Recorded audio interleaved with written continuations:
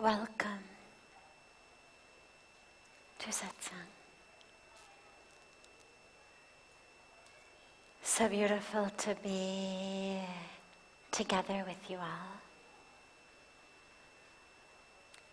We start in Satsang usually with one of the questions that comes in advance from our online audience.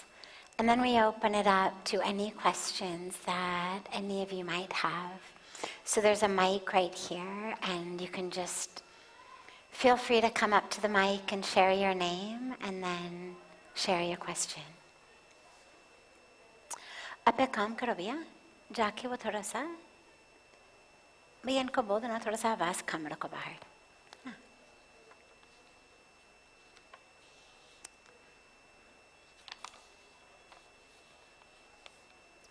I want to believe that everything happens for a reason. But there are times when life feels random and cruel. How can I find meaning in difficult circumstances and have faith in a higher plan? This is asked by Fatima from Casablanca in Morocco.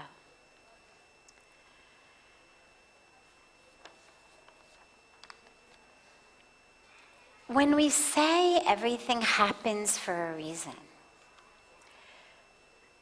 the way that most of us understand it is it happens for a reason, therefore it is good and pleasant. And that isn't true. The fact that there's a reason for it doesn't mean that it's pleasant.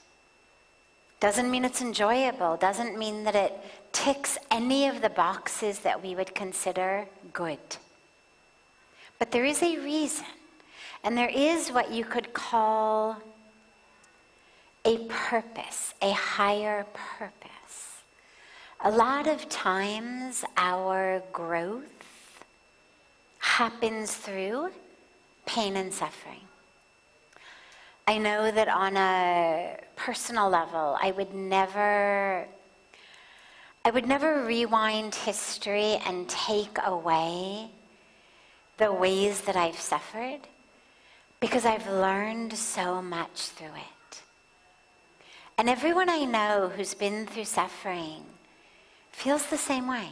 Not in the middle of it, not while you are pulling your hair out in suffering, but in retrospect, because it takes us into a depth of understanding that it's very difficult to get without suffering. So everything happens for a reason, yes. That reason is typically karma. Something in the past triggered that which is happening today. Something you did, something someone else did, something a group of people did, but something started dominoes, one hitting another, hitting another, hitting another, hitting another, hitting another.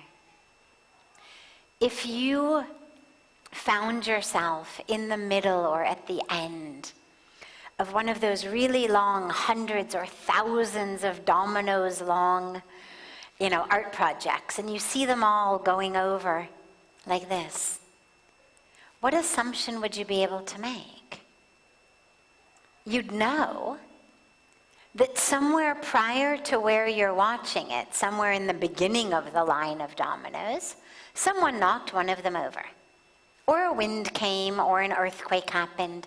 But something happened that knocked the first domino over, due to which all of the other ones are falling.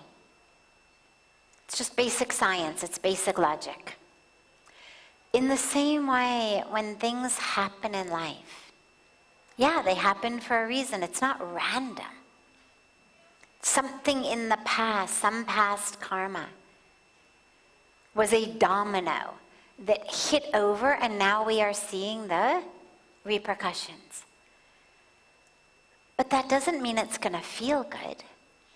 That doesn't mean it's going to be enjoyable. It doesn't mean, okay, well now I know the reason so I can, enjoy my pain. It's still pain. But it's pain of that moment rather than what the Buddhists speak about as the second arrow. In the Buddhist tradition, in spiritual tradition, psychological tradition, they talk about the first arrow and the second arrow. The first arrow is quite literally the arrow that hit you. It caused pain. Hit you in the leg, your leg hurts. Hit you in the back, your back hurts.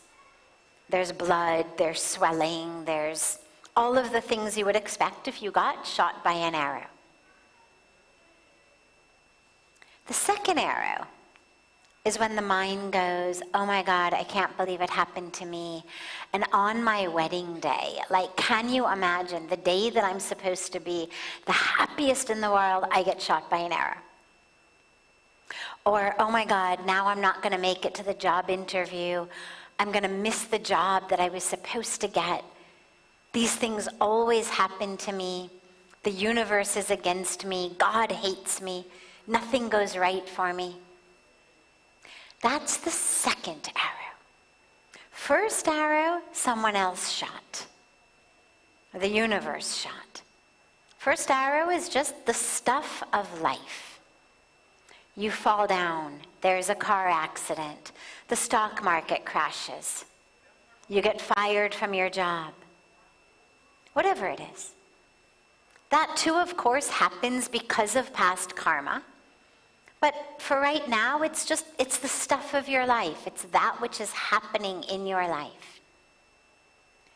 But the second arrow is the one that you fire yourself.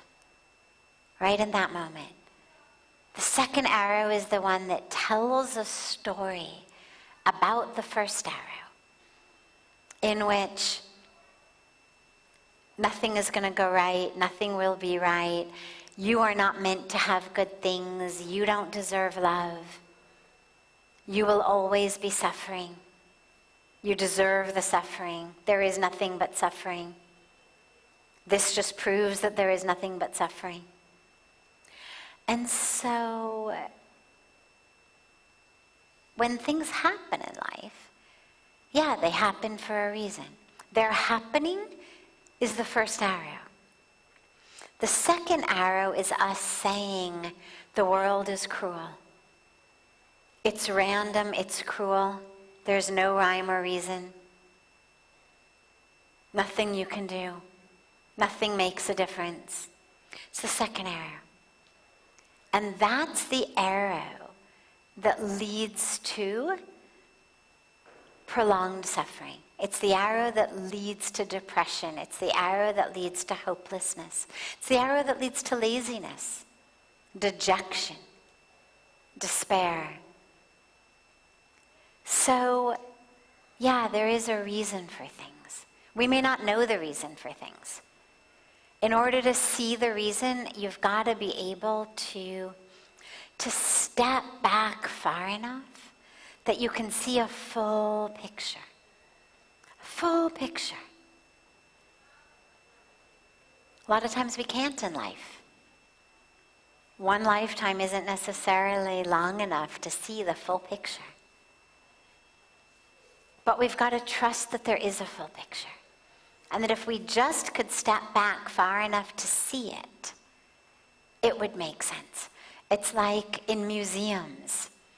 They always have you stand, right? They put some mark on the ground, or they put the chair or the bench at a distance away from the paintings. If you go to any famous museum with nice paintings, they'll always have something there for where you're supposed to see the painting from. Not up close like this. The most beautiful paintings in the world do not look beautiful when you're like this. You can't even tell what they are. You can't see the beauty.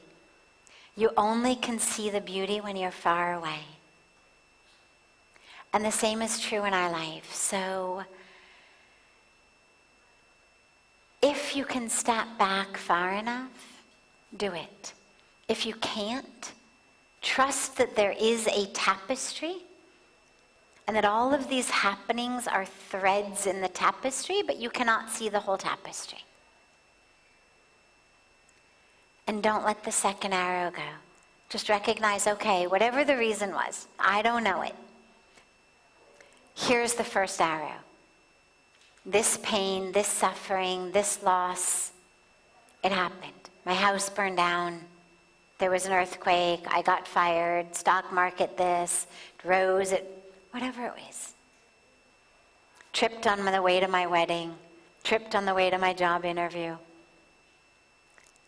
Stubbed my toe the night of the big dance. Can't wear the shoes. Whatever it may be. Big things, little things.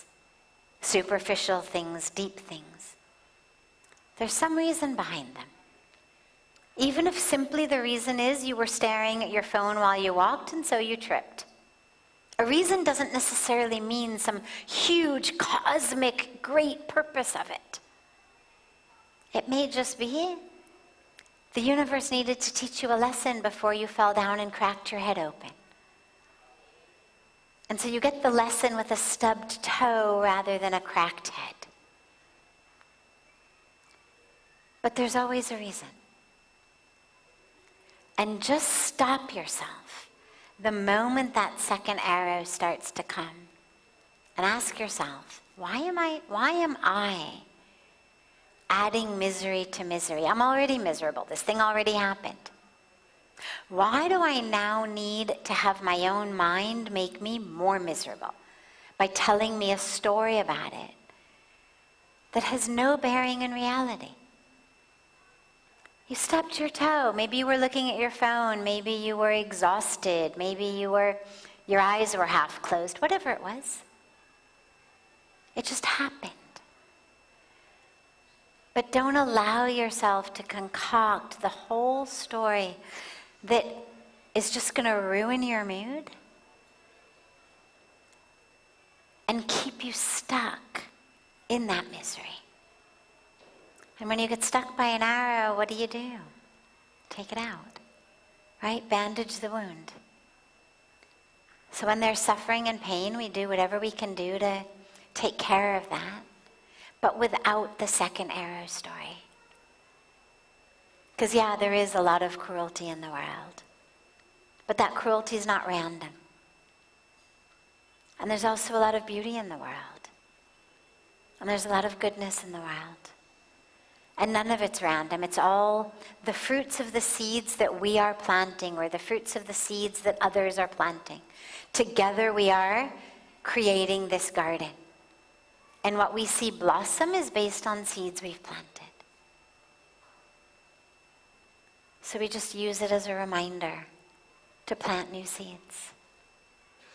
To plant seeds of goodness, seeds of peace.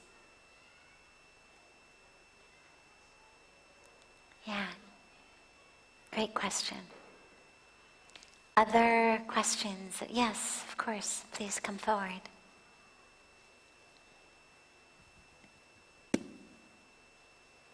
Namaste. Stay.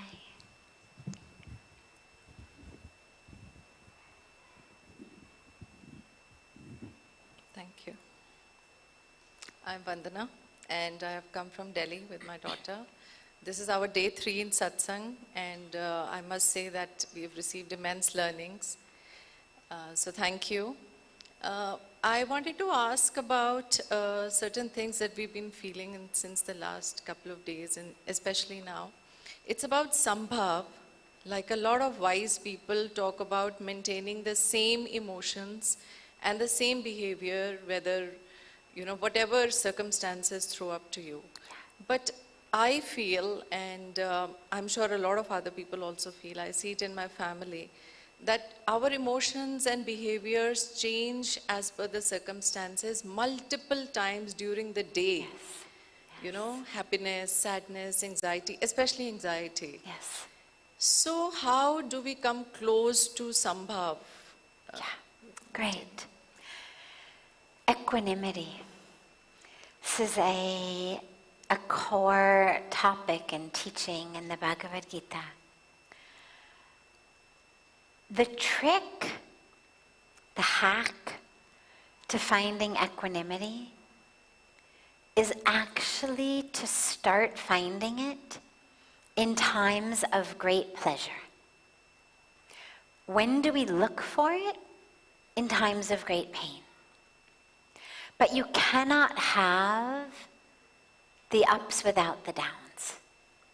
And so what happens with most of us is we love the ups. And then when the downs come, we're like, oh my God, please give me some equanimity here. But then when it starts going up, we're all too ready to go back up again. And this is where Bhagavan Krishna explains so clearly that that state of equanimity is that you're balanced in pleasure and pain, gain and loss, success and failure. You can't do it just for the negative.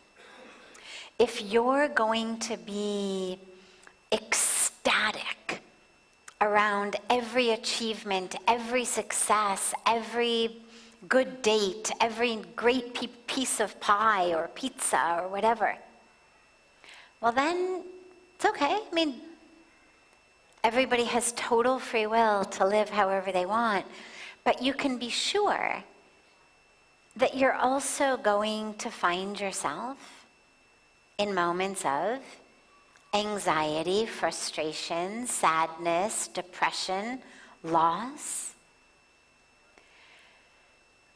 But it's much easier to find equanimity and to remember to have equanimity in times of joy than in times of pain. So start the next time that you achieve something and the mind goes, oh wow, yeah, I'm the best, this is great, just, equanimity does not mean indifference. It doesn't mean you don't care. It's not apathy. But it means that you are balanced.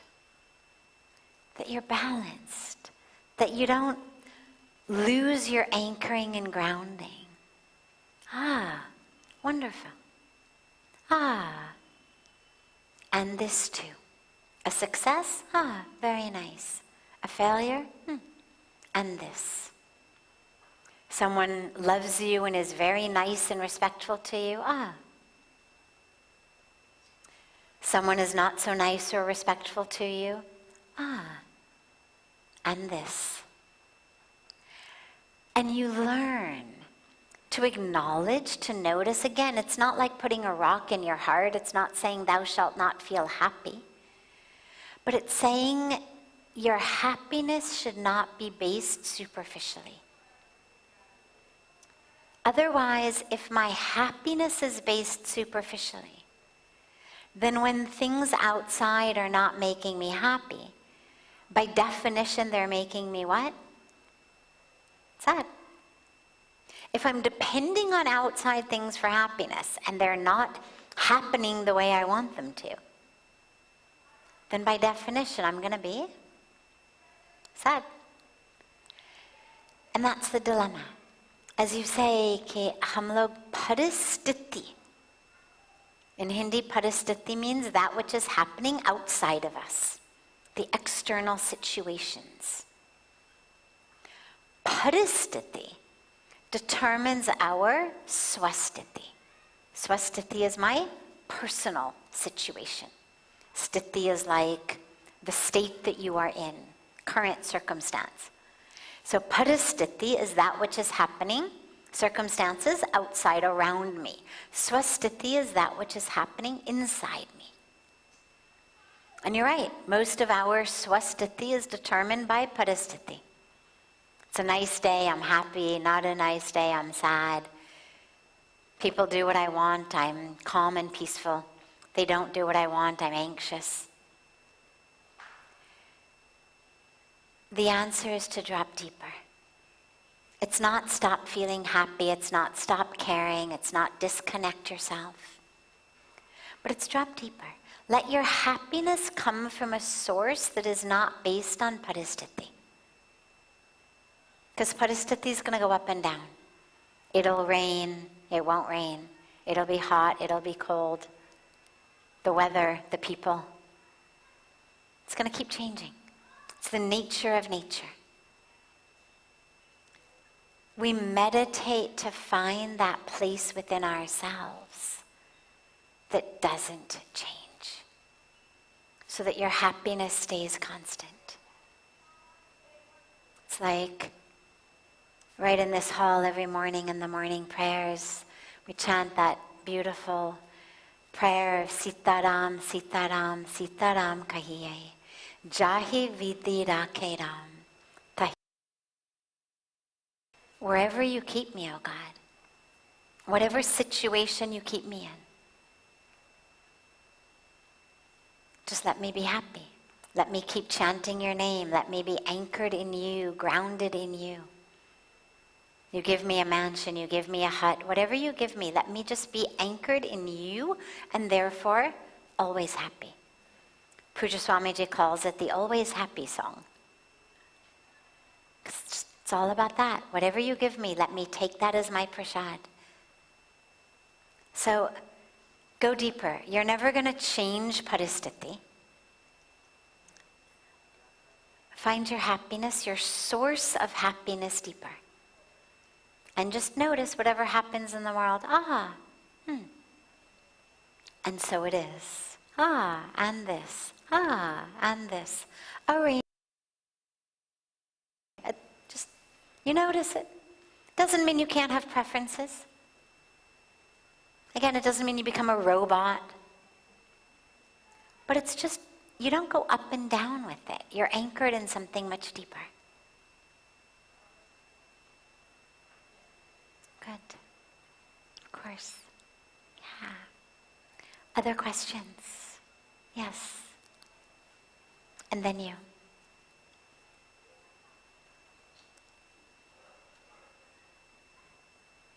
Good evening. My name is Manish. We have come from Hyderabad, India. My question is, in the modern world, there are a set of people who are quite ritual in nature. They go to temple every day. They follow auspicious days. Mm-hmm. They do vrat. Can you come just a little closer to the mic? Yes. Thank you. Yes. Yes. And there are a set of people who are not very ritualistic, but they are spiritual by heart. So they believe in God. They feel that every entity of the world, the God has gifted, so they take care of it.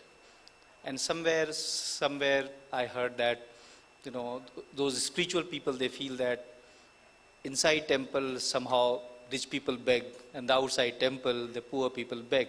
So there's a set of wall which is dividing the rich versus poor. So what are your insights that who is more powerful or relevant? Is the person who is ritual in nature or the person who is spiritual in nature? Great. Which is more powerful, the rituals or the spirituality? Definitely the spirituality, absolutely. That's why we do rituals.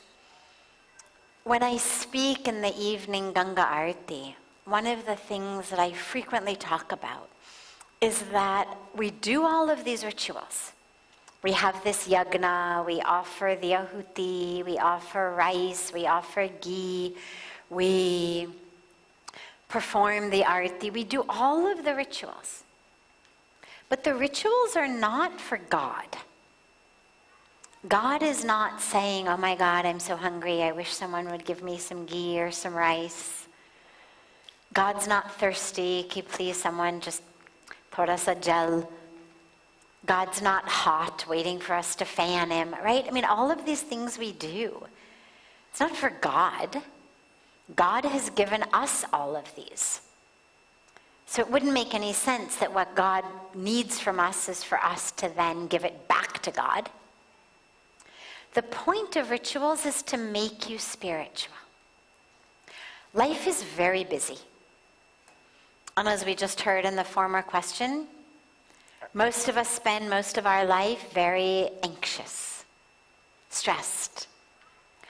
To take away time for spiritual practice is difficult for most people. We should. Everybody should. But it's one of the things that comes up all the time here. How to make time, what's enough time? Rituals are things that our sages and our saints and our rishis gave us to make people stop what they're doing and connect with the divine. We have very long work days here, even at the ashram.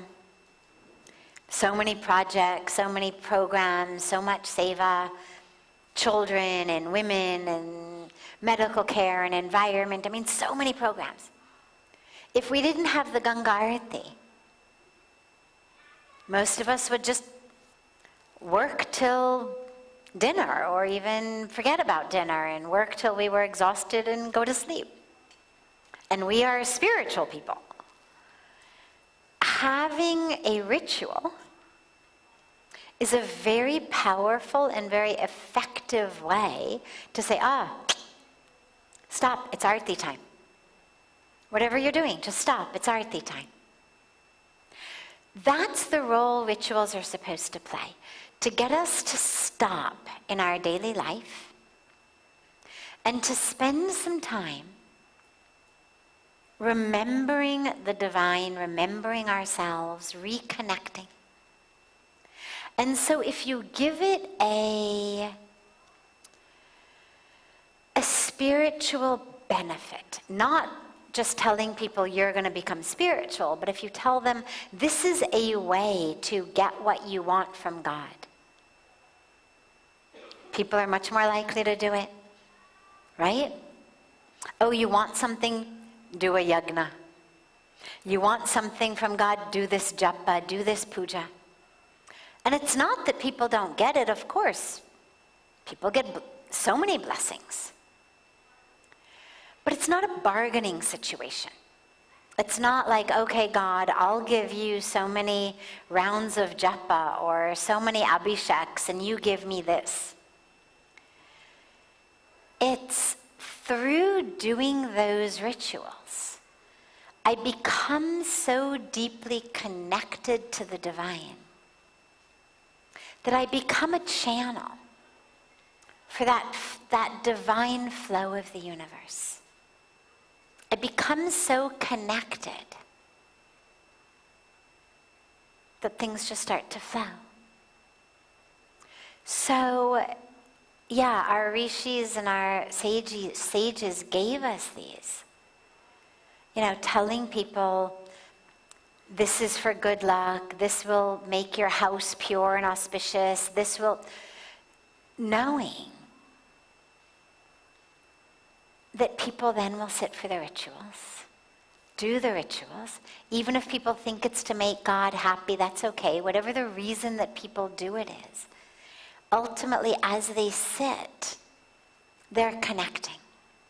So the ritual is a madhyam, a technique, a medium. It's not that God says you have to do that and then you will get enlightenment. The real point is become spiritual. Because rituals with no spirituality are just a waste of ghee and rice and flowers, and you're better off making sandwiches and giving them to the poor people on the streets. If those rituals are not making you feel connected to God, and you're performing them having shopping lists in your mind, or grudges lists, or desires lists, or things like that, just feed the poor instead.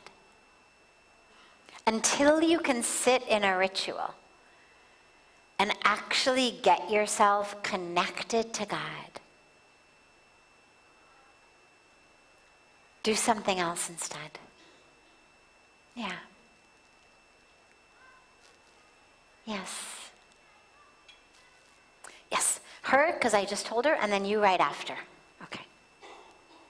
Hello, good evening. Good evening. My name is Yeva and I live in Sweden, and thank you for this opportunity. Of course. I have a very personal question, one I sat with for almost a year. And I am a yoga teacher. I have a community. I teach. I end every class by Hari Om Tat Sat. All is one and that is the truth. And I've been very challenged in the last year by the collective suffering, especially what's been happening in Palestine, as we have been witnessing probably the first live-streamed genocide ever. So we all see it on our screens, and it breaks my heart, and it really made me question what spirituality is about and what the role of the spiritual leaders is about, especially teachers that I held in high regard kept silent. And I believe that spirituality is about truth, and as we witness, we need to say. And I believe that we have a role to play in the collective. So there is a lot of like this love and light, let's just focus on good, let's forget about the suffering. But for me, that's out of integrity. And so I would like to ask you, what does spiritual mean in that context? And what is our role as leaders for our communities? And what is a relevant, grounded, embodied response that is not bypassing? Beautiful.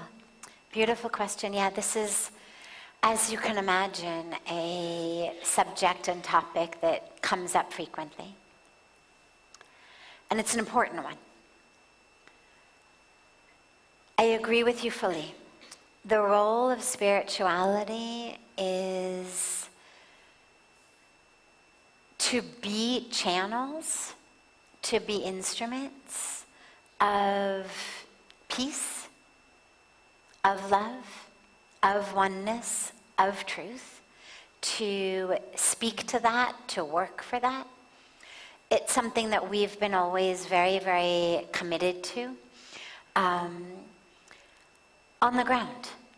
And whether it's ending open defecation. I mean, for example, when we first started our work here for water, sanitation, hygiene, 1,500 children a day under the age of 5 were dying, just in India, just under the age of 5 every day, because of the practice of defecating in the open. We got on stages, spiritual leaders. People are used to, us talking about how to attain liberation. And suddenly it was build toilets, use toilets, stop pooping outside. And, people couldn't believe it, like high-level spiritual leaders. And we brought all of the different leaders of different religions together to help people understand this is not a religious thing. Diarrhea does not discriminate. Cholera does not discriminate. Let us come together. And we've taken those sorts of campaigns, ending open defecation, ending the taboo around menstruation, so that girls can stay in school and continue to be educated even on the days that they're menstruating. But they can't do that if there's a taboo, and so they don't learn how to take care of themselves. And again, taking to big religious stages, talking about this. Each evening in the Ganga Arati, we're talking about planting trees and stopping the use of single-use plastic and stopping pollution and conscious consumption and, being vegetarians and buying sustainable fashion and whatever you consume, be conscious about it. That is the voice of spirituality. And it's what we consider prayer in action, meditation in action, spirituality in action. And moving outward from that, wherever there are things happening that are against our spiritual precepts, we speak about it. Just less than a month ago, 3 weeks ago, we were celebrating Navaratri, which is the 9-day festival dedicated to the Mother Goddess. But what are we talking about in the Arati and in all of our online videos? stopping the violence against women and girls in the home and in the society. Using that opportunity of the days dedicated to worship of the Mother Goddess to say, hey, that goddess you're worshiping in your temple lives in your wife, in your daughter, in your sister, in your mother. And do not think that the Mother Goddess is happy with you for your prayers in the temple if you go home and don't treat the women and girls in your life in the same way. So whatever violence it is, whether it's that sort of gender-based violence or whether it's wars, it's critical to be vocal about it. It's critical to do whatever one can do, whether the devastation is man-made, whether the devastation is nature-made, tsunamis, earthquakes. The role of spiritual leaders is to do whatever we can to help. The challenge, the very real challenge around situations like wars taking place in other countries, where we are not their leaders. We don't have a vote in their country. We're not paying taxes in their country, so we don't have any economic power. It's not a matter of like whose brand of what am I buying? What am I supporting with my money? It's not about who am I voting for. It's not about anybody who's in any situation of power in those places caring at all what we say, because we don't have any political power, any economic power over them. It's not like any of us owns water bodies that their ships are going through that we can say, okay, until you end this, we're not going to let your ships pass through. We're not going to buy your items. And this is also a very important part of spirituality, is being really clear about where your right action actually can have a positive ripple impact. And it's heartbreaking. It breaks your heart. It breaks all of our hearts. If it doesn't break your heart, you're not human. And sitting with the heartbreak and the recognition that yes, we need to raise our voices individually and collectively. Yes, we need to push our elected officials to use the power they have to stop violence. And simultaneously recognizing that our individual hours of the day and energy and time, chances are, isn't actually going to make a big difference in what's going on there. But it can make a very big difference about what's going on in our own streets. And that there are children dying on our streets. And they're not dying in the same way, they're not dying for the same reason.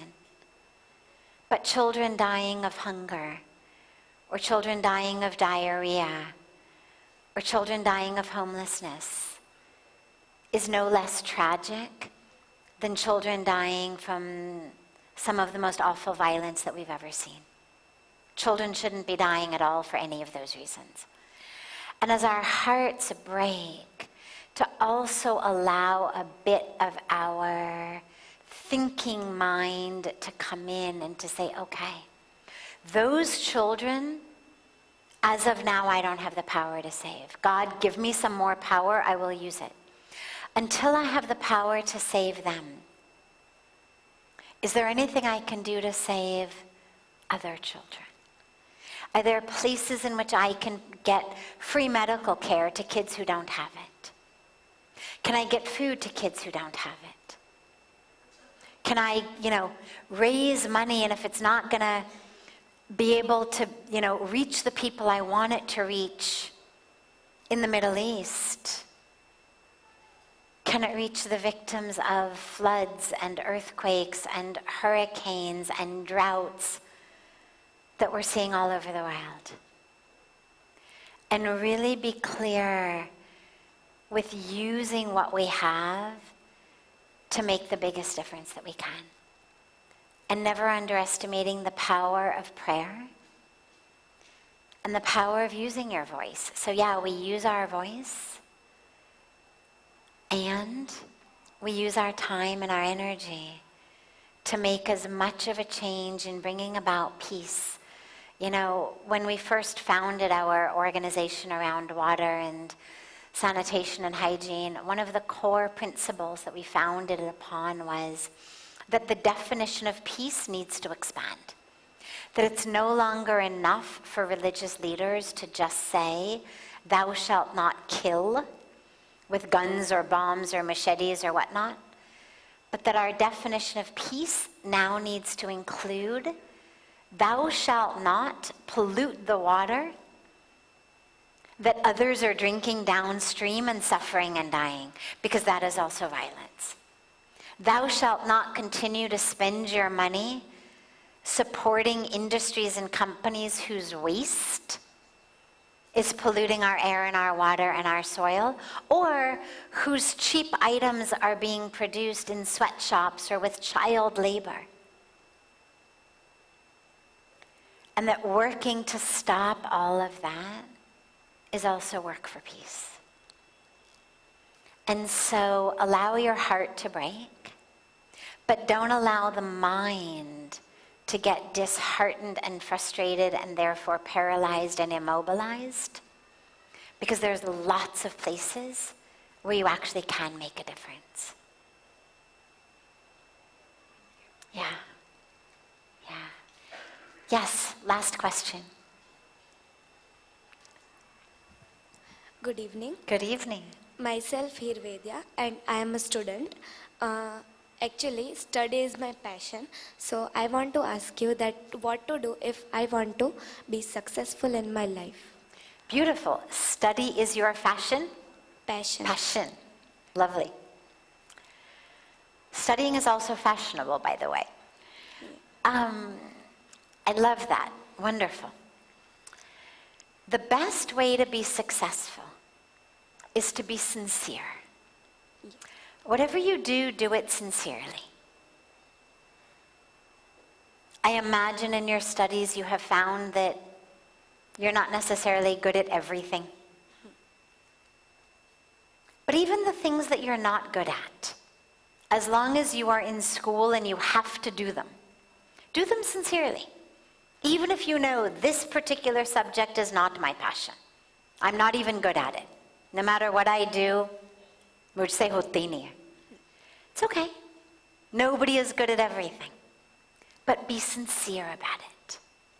Whatever you do, don't do anything half-heartedly. Don't do anything while you were wishing you were doing something else.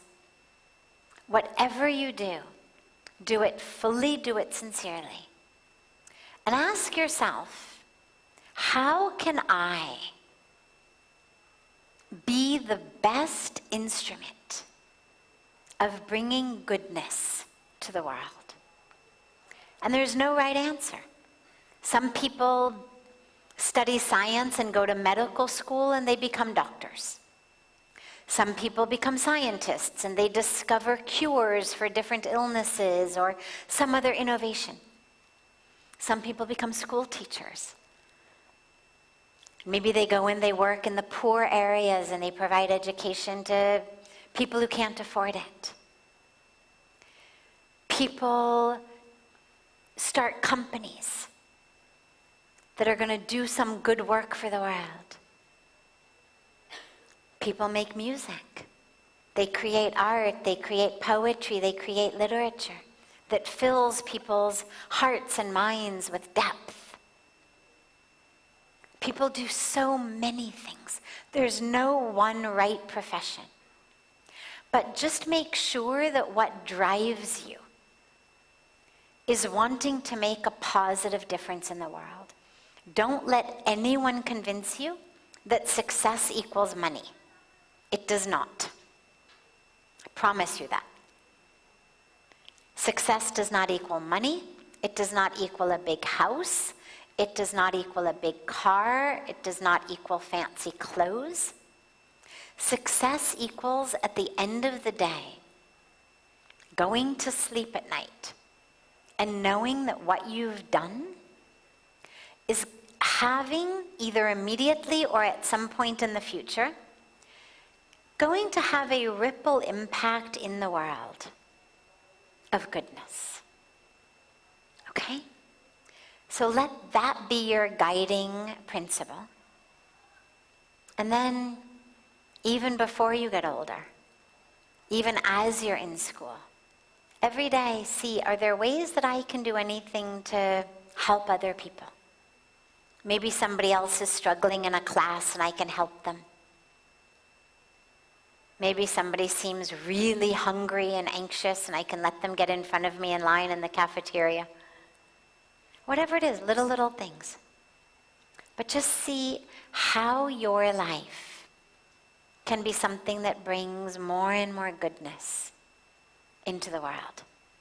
And lastly, remember that who you are is the divine. You are not your test scores. You are not your marks. You are not your ranking in class. You are not the university you go to. That is not who you are. Because when we're students, it's very difficult to not feel really stressed and then really bad about ourselves if we don't do so well. But just remember, that's not who you are. It's just a mark. It's just an exam. All it means is you took the test well or you didn't take the test well. That's all that matters. You just do your sincere best. And remember that God has given you all of the tools that you need to be your very best self. So never, ever, ever feel less than. Never feel like you're lacking in any way. And anybody who tries to convince you that you're lacking in any way, find a new friend. Okay? Wonderful. Thank you. Beautiful. Yes, thank you. Have a... Yes?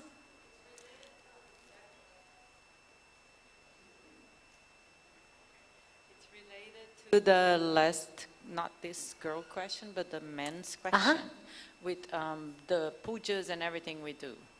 You know, when sometimes we collect in our life the papas and punyas from the past lives. And then when we go and do astrology reading or something reading, they say this is happening in your life because something you have done in the past life. And then they recommend some things for you to do, or offering here, or doing this, or what's your thinking on that? It's a great question. Let's start with it tomorrow. Done. So tomorrow we'll start with this question about doing pujas, doing rituals to smooth over the karmic impacts of the past as told to us sometimes by astrologers. Yeah, we'll start with that tomorrow. Have a beautiful, beautiful rest of your evenings. A beautiful day to our family joining us online. And so much love to you all.